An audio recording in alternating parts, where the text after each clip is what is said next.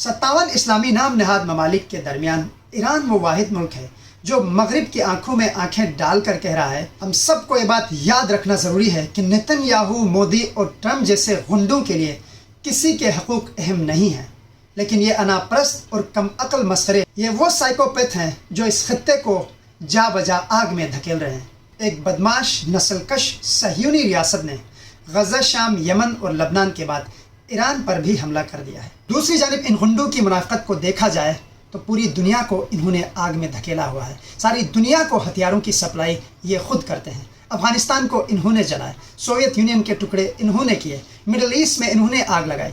آج یہ ایران سے کہہ رہے ہیں اگر آپ کے پاس ایٹمی ہتھیار آئے تو آپ دنیا کے لیے خطرہ بن جائیں گے۔ آپ دنیا کے لیے نہیں بلکہ آپ ہمارے لیے خطرہ بن جائیں گے۔ وہ لوگ جو غزہ کی نسل کشی کے باوجود آج بھی امریکہ اور اسرائیل یا ہندوستان سے انسانی حقوق کے لیے مدد مانگتے ہیں، ان کو ترقی پسند کہنا اس لفظ اور روایت کے ساتھ ظلم ہے۔ یہ جنگ ایران پر فلسطین کی حمایت کرنے کی وجہ سے مسلط کی گئی ہے۔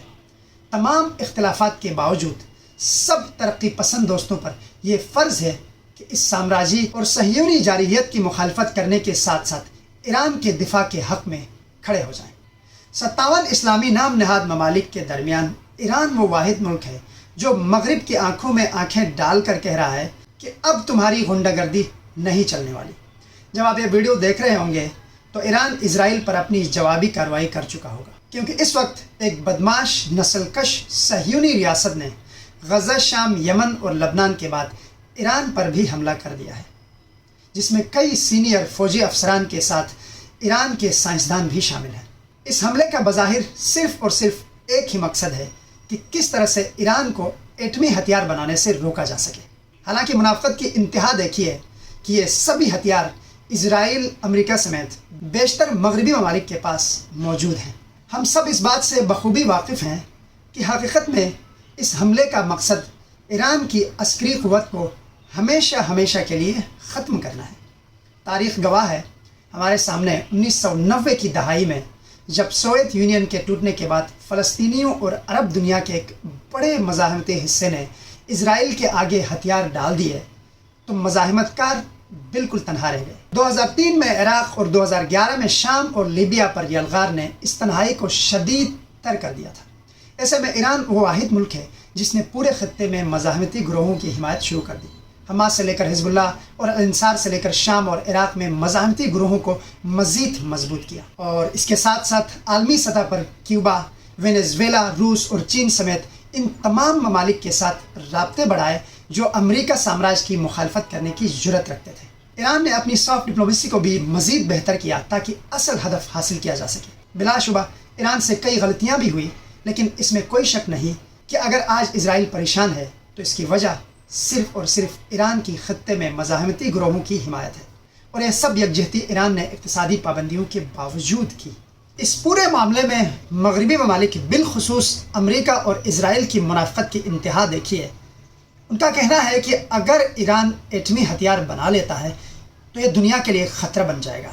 دوسری جانب ان غنڈوں کی منافقت کو دیکھا جائے تو پوری دنیا کو انہوں نے آگ میں دھکیلا ہوا ہے۔ ساری دنیا کو ہتھیاروں کی سپلائی یہ خود کرتے ہیں۔ افغانستان کو انہوں نے جلائے، سوویت یونین کے ٹکڑے انہوں نے کیے، مڈل ایسٹ میں انہوں نے آگ لگائی۔ آج یہ ایران سے کہہ رہے ہیں اگر آپ کے پاس ایٹمی ہتھیار آئے تو آپ دنیا کے لیے خطرہ بن جائیں گے۔ آپ دنیا کے لیے نہیں بلکہ آپ ہمارے لیے خطرہ بن جائیں گے۔ اس بات میں کوئی دو رائے نہیں، اگر ایران ایٹمی ہتھیار بنا لیتا ہے تو خطرہ صرف اور صرف اسرائیل اور امریکہ کو ہے۔ خطرہ مجھے، آپ کو یا پھر دنیا کے کسی بھی ملک کو نہیں ہے۔ خطرہ صرف اور صرف امریکہ اور اسرائیل کو ہے۔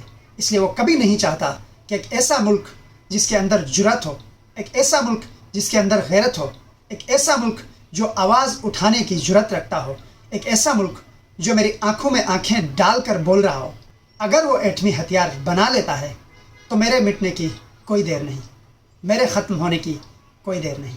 اس وقت امریکی سامراج کا بحران بہت شدید ہو چکا ہے اور اپنی معاشی برتری بہت عرصے تک برقرار نہیں رکھ سکتا، اس لیے وہ پاگل پن کی انتہا تک جانے کو بھی تیار ہے۔ اس کے ساتھ ساتھ اگر کسی بھی دن اسرائیل کے لیے امریکہ اور یورپ کی مالی مدد ختم ہو گئی تو اس صہیونی ریاست کو قائم رکھنا ممکن نہیں ہوگا۔ اس لیے اسرائیل اور امریکہ کی خواہش ہے اور حکمت عملی ہے کہ جتنی جلدی ہو سکے سامراج مخالف امریکی ریاستوں کو توڑا جا سکے تاکہ مستقبل میں کوئی بھی اسے چیلنج کرنے کے قابل نہ رہ سکے۔ یہ ایک نئی دنیا کا ویژن ہے جس میں عسکری توازن کو خطرناک حد تک امریکہ اور اس کے علاقائی اتحادیوں کے حق میں موڑ دیا جائے گا۔ یہی کوشش پچھلے ماہ مودی نے پاکستان کے حوالے سے کرنے کی کوشش کی، لیکن ان کے عزائم مٹی میں مل کر رہ گئے۔ اسی لیے یہ بات بھی بہت ہی اہم ہے کہ کسی بھی تجزیے کو اس حقیقت کو مد نظر رکھ کر بنانا چاہیے کہ امریکہ ہمارے خطوں میں مسلسل جنگ نافذ کر رہا ہے۔ جو ان معروضی حالات کو مد نظر رکھ کر تجزیہ نہیں کرے گا وہ دانستہ یا پھر غیر دانستہ طور پر سامراجی غلبے کی حمایت کرے گا، اور ان کی حالت ایران کے ان جلاوطن مسخروں جیسی ہو جائے گی جو واشنگٹن اور اسرائیل سے ایران میں عورتوں کے حقوق کے لیے مدد مانگ رہے ہیں۔ ہم سب کو یہ بات یاد رکھنا ضروری ہے کہ نیتن یاہو، مودی اور ٹرمپ جیسے غنڈوں کے لیے کسی کے حقوق اہم نہیں ہیں، لیکن یہ انا پرست اور کم عقل مسخرے نفرت میں اپنے ہی ملک کے خلاف بیرونی طاقت کے استعمال کے حمایتی بن چکے ہیں۔ یہ وہ سائیکوپیتھ ہیں جو اس خطے کو جا بجا آگ میں دھکیل رہے ہیں۔ یہ وہ درندہ صف دماغ ہیں جن کے لیے انسانوں کی جان کوئی اہمیت نہیں رکھتی۔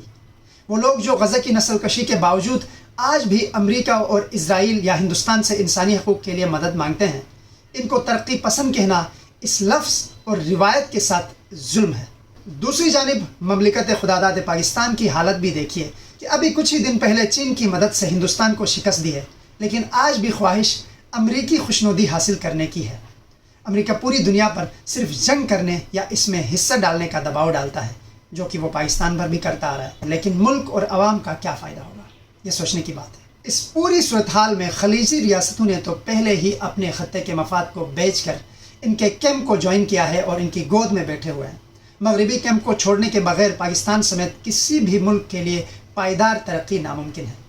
اس میں کوئی شک نہیں کہ پاکستان ایران تعلقات ماضی میں خراب رہے ہیں اور اس میں دونوں ممالک کی غلطیاں رہی ہیں، لیکن آج جو ایران کے ساتھ ہو رہا ہے وہ کل ہمارے ساتھ بھی ہوگا۔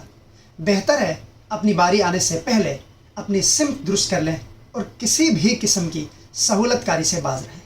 جب ایران جوابی حملے شروع کر دے گا، یہ کہنا مشکل ہے کہ اس لڑائی کا نتیجہ کیا ہوگا، لیکن یہ جنگ ایران پر فلسطین کی حمایت کرنے کی وجہ سے مسلط کی گئی ہے۔ تمام اختلافات کے باوجود سب ترقی پسند دوستوں پر یہ فرض ہے کہ اس سامراجی اور صہیونی جارحیت کی مخالفت کرنے کے ساتھ ساتھ ایران کے دفاع کے حق میں کھڑے ہو جائیں، اور کیونکہ یہ دفاع ایران کی عسکری قیادت ہی کر سکتی ہے، یہ بھی ہم پر لازم ہے کہ حق و باطل کی جنگ میں کھل کر ایرانی افواج کی حمایت کریں۔ مزاحمت کاروں کی قربانیاں بالکل بھی رائیگاں نہیں جائیں گی، اور ایک دن مشرقی وسطی اسرائیلی کینسر سے ضرور نجات حاصل کرے گا۔